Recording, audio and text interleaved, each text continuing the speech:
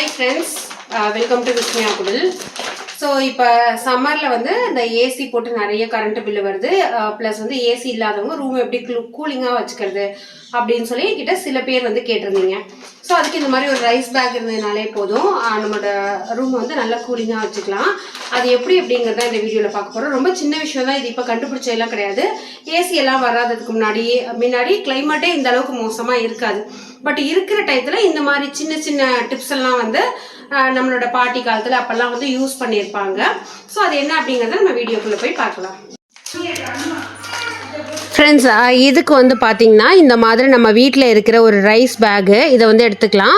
இது வந்து இந்த டிப்ஸ்க்கு மட்டும் இல்லாமல் நீங்கள் வந்து வெயிலில் வந்து ஏதாவது காய வைக்கிறீங்க அப்படின்னா கூட இந்த பேக்கே வந்து யூஸ் பண்ணிக்கலாம். நல்லா ப்ராப்பராக ஈவனாக கட் பண்ணி வச்சிட்டிங்க அப்படின்னாக்கா. ஸோ நான் வந்து அதை கட் பண்ணதுக்கு அப்புறமா கம்ஃபர்ட் இருக்குது இல்லையா, அதை வந்து ஒரு மூடி அளவுக்கு இந்த மாதிரி ஒரு பெரிய பாத்திரத்தில் தண்ணி ஊற்றி அதில் வந்து கலந்து வச்சுக்கிறேன். ஸோ கம்ஃபர்ட் ஊற்றுறப்ப நம்ம இந்த டிப்ஸ் வந்து ஃபாலோ பண்ணுறப்ப நமக்கு வந்து ரூமில் இந்த பேட் ஸ்மெல்லும் இல்லாமல் இருக்கும். என்கிட்ட இருக்கிறதுலையே பெரிய சைஸ் போர்வன் பார்த்தீங்கன்னா இதுதான், அதை வந்து எடுத்து வச்சுக்கிறேன். இப்போ கரெக்டாக நீங்கள் வந்து கட்டிலில் படுக்கிறீங்க அப்படின்னாலும் பரவாயில்ல, இல்லை கீழே படுக்கிறவங்களா இருந்தாலுமே இது வந்து சூப்பராக செட் ஆகும். ஸோ இப்படி வந்து விரித்து விட்டுக்கிறேன். இந்த மாதிரி விரித்து விட்டுட்டு இந்த டிப்ஸை நம்ம ஃபாலோ பண்ணுறப்ப நமக்கு வந்து நம்மளோட டைல்ஸாக இருக்கட்டும், ஏதோ ஒரு ஃப்ளோராக இருந்தாலுமே கீழே வந்து கரையாகாமல் தண்ணி இறங்காமல் இருக்கும். ஸோ நம்ம லிக்விட் வந்து ஃபார்மில் கரைச்சி வச்சுருந்தோம் இல்லையா, அதை வந்து ஃபுல்லுத்தையுமே இந்த போர்வன் நனையிற அளவுக்கு ஊற்றி விட்டுறேன்.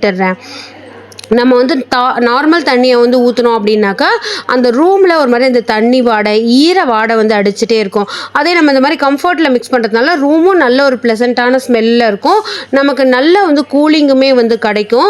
ஸோ இதில் நீங்கள் பண்ண வேண்டியது இந்த மாதிரி கம்ப்ளீட்டாக எல்லா இடமுமே வந்து நனைஞ்சிடணும். இது நீங்கள் கீழே படுக்கிறீங்க அப்படின்னாக்கா உங்கள் படுக்கைக்கும் பக்கத்தில் இந்த மாதிரி வந்து வச்சுக்கலாம். இல்லை நான் வந்து காட்டில் படுக்க போகிறேன், நான் வந்து மேலே படுப்பேன், இது கீழே இருந்துன்னா எவ்வளோ எஃபெக்டிவ் அப்படின்னு சொல்லி நினச்சிங்கனாக்கா நீங்கள் வந்து ஒரு ஸ்டூல் வச்சுட்டு அதில் இந்த போர்வையை வந்து போட்டு விட்டுடலாம். ரொம்பவே நல்லாயிருக்கும். பக்கத்தில் ஒரு சின்ன பாத்திரத்துலேயோ பெரிய பாத்திரத்துலேயோ தண்ணி வைக்கணும் அப்படின்னாலுமே வந்து வச்சுக்கலாம். இது மட்டும் இல்லாமல் நம்ம ஃபாலோ பண்ண வேண்டிய ஒரு விஷயம், ரூமை பகலில் கொஞ்சம் டார்க்காக வச்சுருக்கணும். விண்டோஸ்லாம் ஓப்பன் பண்ணி வச்சுருக்கக்கூடாது. ஸோ விண்டோவை வந்து ஓப்பன் பண்ணி வச்சோம் அப்படின்னாக்கா அந்த ஹீட்டான காற்று உள்ளே வந்து ரூமையே கம்ப்ளீட்டாக ஹீட் ஆக்கிடும். ஸோ இந்த மாதிரி ஒரு 6 மணிக்கு அப்புறமா நீங்கள் ஓப்பன் பண்ணி வச்சிட்டிங்க அப்படின்னாக்கா இந்த டிப்ஸ் வந்து ரொம்ப சூப்பராக வந்து ஒர்க் ஆகும். உங்களுக்கு ஏசி இல்லாமல் ரூமில் ஒரு சூப்பரான ஒரு கூலிங்கை உங்களால் ஃபீல் பண்ண முடியும். So thank you, by.